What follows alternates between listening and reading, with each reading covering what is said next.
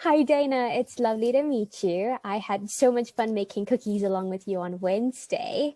And I wanted to have an opportunity for us to chat to talk a little bit more about Cookies for Cures. Is that cool with you? Yes, it is. Thank you so much for having me today, and it's nice to meet you too. Awesome. So, I was incredibly impressed by the fact that you have started this amazing program. And I was hoping that we would be able to talk a little bit more about that. So, could you tell me how you started Cookies for Cures and a little bit about some of the challenges you faced as you went about starting it? Of course. So it all started with my friend Mila, who I met at speech therapy. When I was 7 years old, I found out that she was diagnosed with a rare and fatal disease called Batten, and she was going to die.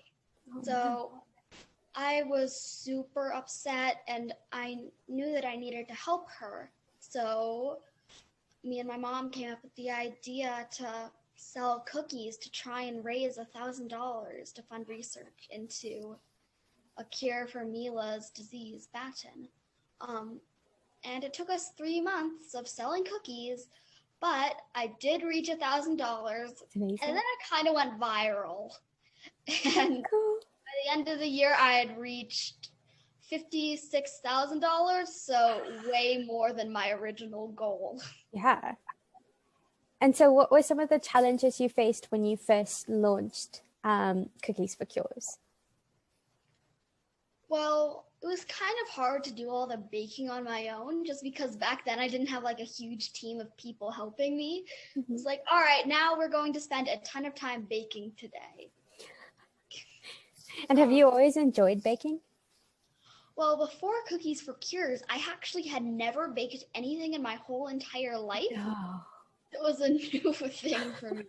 But now I love baking so much. That's awesome to hear. And I recently saw that you are running a campaign called Cookies for SMA. I was wondering if you could tell me a little bit more about that. Sure. So I have a ton of different friends with rare diseases, and one of them is Ben. Mhm. Ben has a rare disease called SMA, and I decided to start Cookies for SMA to raise money to research into his rare disease.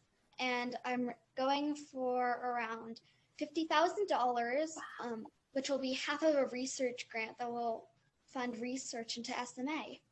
That's incredible. And if people were interested in contributing, what's the best way for them to do that?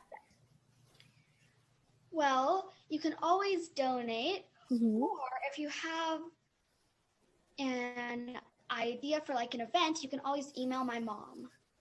Cool. What is your mom's email address? Um,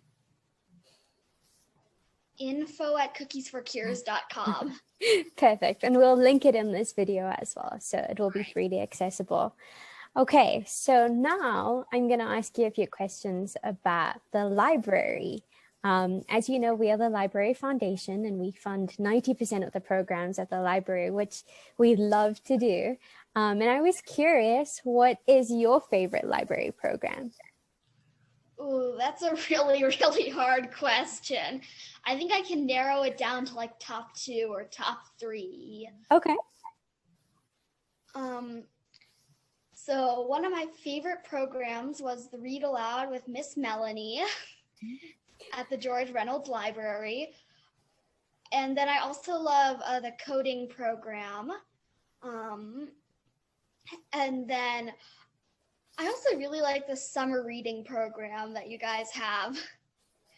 So it's really hard to like narrow it down. I know, right? There's so many cool things going on, and I'm not sure if you know about this, but we also have a winter reading program that's launching this year. Oh, I So didn't you know can about sign up that. for that. Yeah. I'll definitely go and check it out.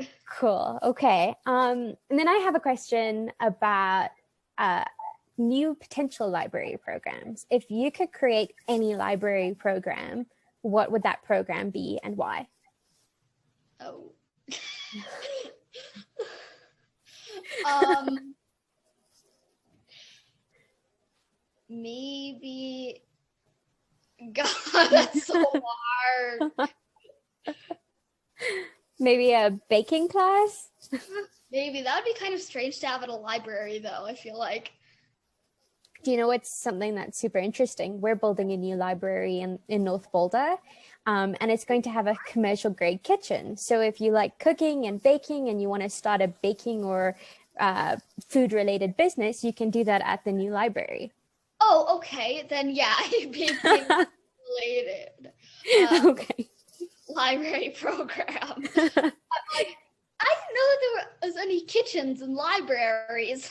Yeah, I mean, we're going to be pretty cool and state of the art by having one of those. Yeah, But maybe that should be a program we look at starting in 2021 or yeah. 2022 when it's built. Uh-huh.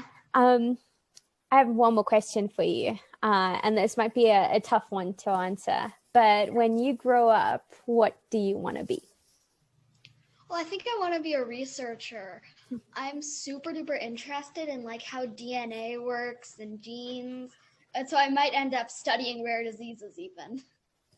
I feel like that's kind of the trajectory you're on, and that's Yeah. incredible. That's so cool to know that at this stage in your life, you already have an idea of what you want to be. Yeah.